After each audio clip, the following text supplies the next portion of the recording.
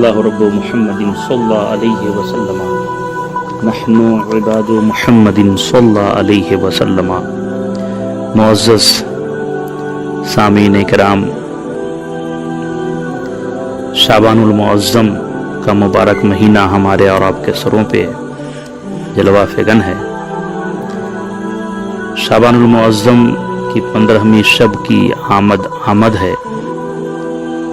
اس مبارک شب کے حوالے سے چند باتیں میں آپ کے گوش گزار کرتا ہوں۔ حضرت مولائے کائنات حضرت علی کرم اللہ تعالی وجہہ الکریم سے روایت ہے کہ نبی کونین صلی اللہ تعالی علیہ وآلہ وسلم نے ارشاد فرمایا، جب شعبان کی 15ویں رات ہو تو اس رات کو قیام کرو اور دن کو روزہ رکھو، کیونکہ اس رات میں اللہ تعالی کی تجلی آفتاب کے غروب ہونے کے وقت سے ہی آسمان دنیا پر ظاہر ہوتی ہے، اور اللہ تبارک و تعالی ارشاد فرماتا ہے کوئی بخشش مانگنے والا کہ میں اسے بخش دوں، ہے کوئی رزق مانگنے والا کہ میں اسے عطا کروں، ہے کوئی مصیبت زدہ کہ میں اسے اس پریشانی سے آزادی عطا کر دوں، ہے کوئی فلاں حاجت والا میں اس کی حاجت پوری کروں، حتیٰ کہ صبح ہو جاتی ہے، یعنی صبح تک اللہ تبارک و تعالی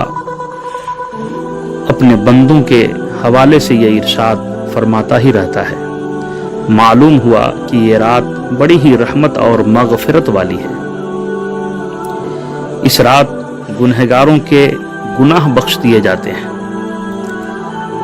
اور ان گنت گنہگار بخشے جاتے ہیں۔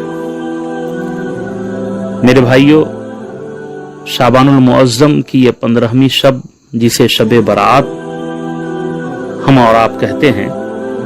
یہ بڑی پاکیزہ اور مقدس رات ہے۔ اس رات کے حوالے سے ایک حدیث مبارکہ سنیں اور اپنے ایمان میں تازگی لائیں۔ ترمذی شریف میں حضرت ام المومنین عائشہ صدیقہ رضی اللہ تعالی عنہا سے روایت ہے، آپ ارشاد فرماتی ہیں کہ میں نے ایک رات نبی کونین صلی اللہ تعالی علیہ وآلہ وسلم کو نہ دیکھا، پھر سرکار کی تلاش میں میں نکلی تو قبرستان مدینہ میں مجھے نبی کونین صلی اللہ تعالی علیہ وآلہ وسلم ملے۔ تب آپ نے ارشاد فرمایا، اے عائشہ، کیا تمہیں اس بات کا ڈر تھا کہ اللہ اور اس کا رسول تم پر ظلم کریں گے؟ آپ ارشاد فرماتی ہیں، میں نے عرض کیا، یا رسول اللہ علیہ الصلوۃ والسلام،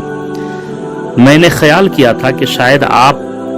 ازواج مطہرات میں سے کسی کے پاس تشریف لے گئے ہیں، اس وجہ سے میں تلاش میں نکل پڑی تھی۔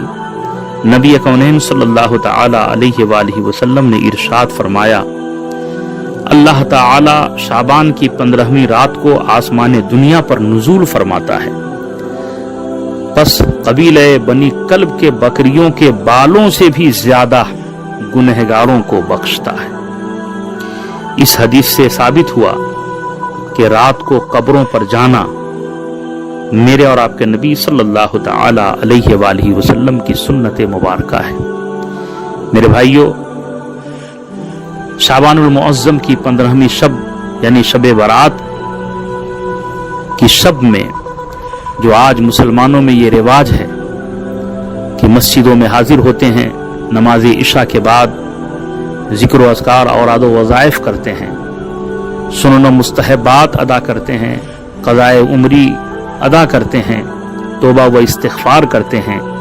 اور پھر قبرستان کی طرف جاتے ہیں اور جا کر وہاں مردوں کے لیے جو ایصال ثواب کرتے ہیں، دعائے مغفرت کرتے ہیں ان کے لیے۔ یاد رکھیں، قبرستان آج کی رات یعنی 15ویں شب میں شب برات شریف میں جانا میرے نبی صلی اللہ تعالی علیہ وآلہ وسلم کی سنت مبارکہ ہے، جو میں نے حدیث پاک ابھی آپ کے سامنے پیش کیا ترمذی شریف کی۔ تو یہ میرے نبی صلی اللہ تعالی علیہ وآلہ وسلم کی سنت مبارکہ ہے۔ ام المومنین حضرت عائشہ صدیقہ رضی اللہ تعالی عنہا سے مروی ہے، دوسری روایت آپ سماعت کریں، میرے اور آپ کے نبی صلی اللہ تعالی علیہ وسلم نے ارشاد فرمایا، اے عائشہ تمہیں معلوم ہے اس رات میں کیا ہوتا ہے، یعنی شب برات میں کیا ہوتا ہے؟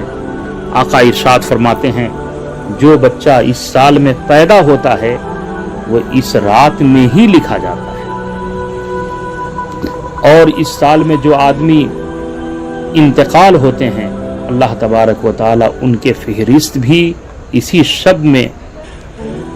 حکم دیتا ہے اور ان کی فہرست اسی شب میں تیار کی جاتی ہے، اور اس رات میں ان کے اعمال اٹھائے جاتے ہیں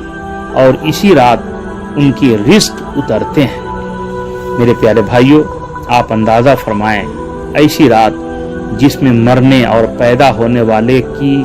فہرستیں تیار ہو رہی ہیں اور عمل اٹھائے جاتے ہیں اور رزق اترتا ہے، اس رات کی اہمیت سے کون انکار کر سکتا ہے؟ لہٰذا ہمارے لیے ضروری ہے کہ ہم اس رات زیادہ سے زیادہ عبادت کریں،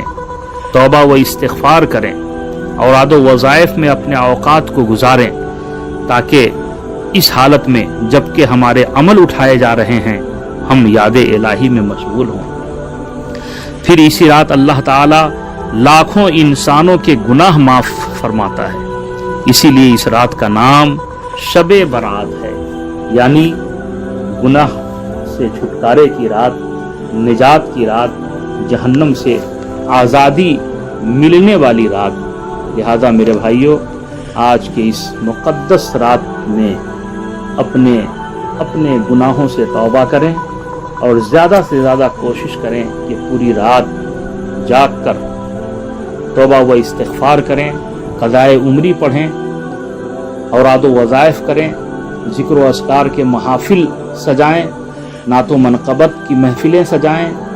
علماء کرام کی تقاریر کی محفلیں سجائیں اور قبرستان کی طرف جائیں۔ اللہ تبارک و تعالی ہمیں آپ سب کو عمل کی توفیق عطا فرمائے۔